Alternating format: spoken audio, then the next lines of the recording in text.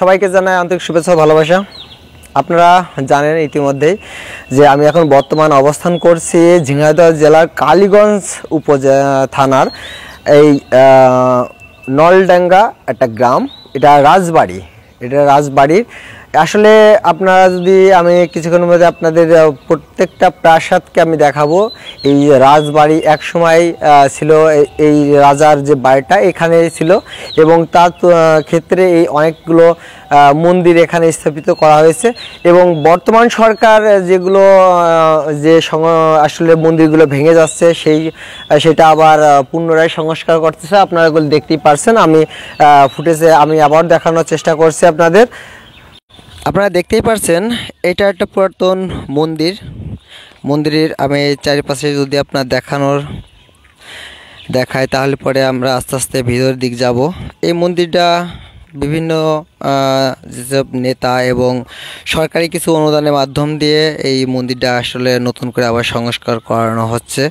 আপনারা সেটা দেখতেই পাচ্ছেন যে মন্দিরের কাজ চলছে, যেহেতু মন্দিরটা অনেক বছরই কেটে গেছে, সেহেতু ইটগুলো ভেঙে পড়তে পারে, তার কারণে নতুন করে সব সংস্কার করা হচ্ছে। আপনার বাঁশ খাটিয়ে পুঁতা রয়েছে, সেগুলো আপনারা দেখতেই পারছেন। আসুন আমরা একটা দেখি, এর পাশেই একটা নদী বয়ে গেছে, নদী দেখুন একটা সাঁকোরও আছে, এই সাঁকোর দিয়ে নদীর ওপারে যাওয়া যায় এবং নদীটা ছোটোখাটো নদী হলে পরেও বেশ আকর্ষণীয় নদী। আমি চাইবো যে আপনারা দর্শনার্থী যারা আছেন তারা অবশ্যই এই স্পটে এসে আপনারা বেড়াই যেতে পারেন, খুব সুন্দরভাবে ঘোরাঘুরি করতে পারেন। আমি আরেকটা মন্দিরে দেখাই, এটি সবচেয়ে বৃহত্তম এবং বড় মন্দির। এটা আপনারা দেখতে পারছেন যে এই মন্দিরটা আসলে নলডাঙ্গার এই রাজবাড়ির বড় আসলে আকার রূপে এবং আয়তন বিশিষ্ট নিয়ে এই মন্দিরটা করা হয়েছে। তবে এই মন্দিরটাকে আপনারা দেখতে পারছেন যে বিভিন্ন নকশা দিয়ে তৈরি করা হয়েছে, বাট আগে যেরকম করা ছিল ঠিক সেরকমই করা হয়েছে, তার সাথে কিছু অংশ যুক্ত করা হয়েছে। এর সিঁড়ি দিয়ে উঠে আপনার সর্বোচ্চ লাস্ট উপরে ওঠা যায়। আসলে এখানে যেগুলো দেখছেন সেগুলো দেখতে পাচ্ছেন যে যারা অনুদান দিচ্ছে মন্দির করার জন্য, নতুন করে সংস্কার করার জন্য, তাদেরকে দেখানো যাচ্ছে। আমরা আবার নতুন করে এই যে মন্দিরগুলো দেখছেন, আসলে এই মন্দিরটাকে নতুন করে সংস্কার করানো হয়েছে এবং এর পরবর্তীতে হয়তো রং করা হবে, জানি না কী অবস্থা হতে পারে। আশা করি আবার আরেকটা আমি যদি মন্দিরে যাই, এটা শিবলিঙ্গ মন্দির। আপনারা দেখতে পাচ্ছেন যে আসলে শিবলিঙ্গ মন্দিরটা আমি চৌপাশে দেখানোর চেষ্টা করছি।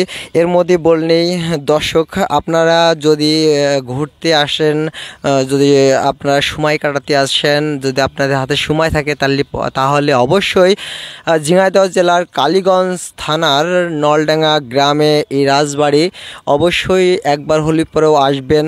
আপনারা দেখে যাবেন এখানকার মন্দিরগুলো, আসলে অসাধারণ মন্দির। আগের যে ছোট যে ইট পাথরগুলো ছিল সেটা দিয়ে আসলে নির্মাণ করা হয়েছিল। মন্দিরটা যুগ যুগ চলছে এরকমই। তো আসলে এটা আমরা আবার ফিরে যাই মন্দিরের দিকে। দেখছেন এটা আসলে ছিল একটা শিব মন্দির। আমরা শিব মন্দিরটা চতুর্পাশে আপনাদেরকে দেখানোর চেষ্টা করছি, ক্যামেরায় যতটুক ধরানো যায় ঠিক ততটুক ধরাচ্ছি। আচ্ছা, আমরা এবারে চলে আসলাম গণেশ মন্দিরে। আসলে এটা আপনারা দেখছেন আরেকটা মন্দির, এটা হলো গণেশের মন্দির। এটাও বিভিন্ন লোক এই সংস্কার করার জন্য অনুদান দিছে, সেটা অবশ্যই রয়েছে, আপনাদের দেখতে পারছেন। এটাও সংস্কার করা হয়েছে। প্রথমে যে আমি মন্দিরটা দেখাইছিলাম সেটা আসলে ওরকমই ছিল সব মন্দিরগুলো, তো এখন নতুন করে সব মন্দিরগুলোই সংস্কার করানো হচ্ছে। সুপ্রিয় বন্ধুরা, আমি এখন আপনাদেরকে দেখাবো একটা সমাধি। আসলে এখানকার যে প্রধান যে সেক্রেটারি ছিল, ওনার একটা সমাধি এখানে খুব সুন্দরভাবে করেছেন। আমি খুব খুশি হয়েছি, বা দেখেও আমার কাছে খুব ভালো লাগছে। ধন্যবাদ জানাই কর্তৃপক্ষকে। এবং আরেকটা মন্দির, এটা লক্ষ্মী মন্দির, যাকে বলে। লক্ষ্মী মন্দিরটা আমরা যাই, লক্ষ্মী মন্দির আমরা চারপাশে ঘুরে আমরা দেখানোর চেষ্টা করছি আপনাদেরকে। লক্ষ্মী মন্দির এইটাই যে আমরা আসলে ক্যামেরায় যতটুকু ধরা পড়ে ধরতে পারছি ততটুকুই আমরা আসলে ভিডিও চিত্রের মাধ্যমে আপনাদেরকে দেখানোর চেষ্টা করছি। তো এটা লক্ষ্মী মন্দির। এখন আসলে এই যে জায়গাটা, এই জায়গাটা আসলে এখানকে রক্ষণাবেক্ষণের জন্য যে গুসাই বা সাধুরা যেখানে যেটা বলে, ওনারা করলে এখানে বিশ্রাম করেন, এখানে রান্না বা খাওয়া দাওয়া এখানে করেন। আসলে আরেকটা জিনিস দেখাই, আপনারা দেখতে পাচ্ছেন যে সবচেয়ে আরেকটা বিষয়, এটা কালী মন্দির। আমরা কালী মন্দিরের ভিতরে প্রবেশ করব এই মন্দিরটায়। তবে আপনাদের রিকোয়েস্ট ভিডিওটা সম্পূর্ণ শেষ পর্যন্ত দেখুন, তাহলে সম্পূর্ণ বুঝতে পারবেন। আমরা কালী মন্দিরের ভিতরে আমরা প্রবেশ করলাম। দেখতে পাচ্ছেন একটা কালী প্রতিমা রয়েছে মন্দিরের ভিতরে, হাই সিকিউরিটির মাধ্যমে দেওয়া হয়েছে। একটা পুরোহিত উনি এখানে পূজা করেন। আর যে ইতিমধ্যে আগে যেটা দেখালাম সেটা এই পুরোহিতটাই ওনারা পূজা করে এবং ওখানে বিশ্রাম করে। আমরা এরপরে চলে যাব যে একটা দুর্গা মন্দির, এটা হলো দুর্গা মন্দির। এটা এখন আমরা এসেছি, আপনারা দেখতে পাচ্ছেন এটা বাসন্তী পুজো।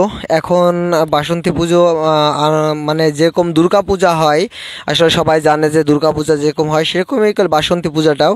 আপনাদেরকে এই বাসন্তী পূজা বা এখানে দুর্গা পূজা হয় সেটার যে মন্দিরটা সেটা আমরা আপনাদেরকে তুলে ধরার চেষ্টা করছি। আপনারা দেখতেই পাচ্ছেন যে আসলে দুর্গা পূজা আর বাসন্তী পূজার মধ্যে তেমন কোনো পার্থক্য নেই, আপনারা দেখতেই পাচ্ছেন। সেটা আসলে এখানে হয় এবং খুব জাঁকজমকভাবে হয়। বিভিন্ন জায়গা থেকে লোকজন এখানে সমাগম হয়, আপনারা সেটা দেখতে পাচ্ছেন। আপনি দেখানোর চেষ্টা করছি। এখানে হাজারো মানুষের ভিড়ের ঢল নামে এবং রাত্রে এখানে গান এবং বাজি বাজনার একটা আয়োজনও পর্যন্ত করা হয়, সাংস্কৃতিক অনুষ্ঠান করা হয় এখানে। সেটার মঞ্চটা আপনাদের দেখাচ্ছি। এটাই আসলে সাংস্কৃতিক যে হয়, সাংস্কৃতিক মঞ্চটা আপনারা দেখতে পাচ্ছেন, বক্স এবং স্টেজ দেখতে পাচ্ছেন। তো সুপ্রিয় দর্শক শ্রোতা, ভিডিওটা শেয়ার করে দেবেন সবাইকে দেখার জন্য। সবাইকে জানাই ধন্যবাদ।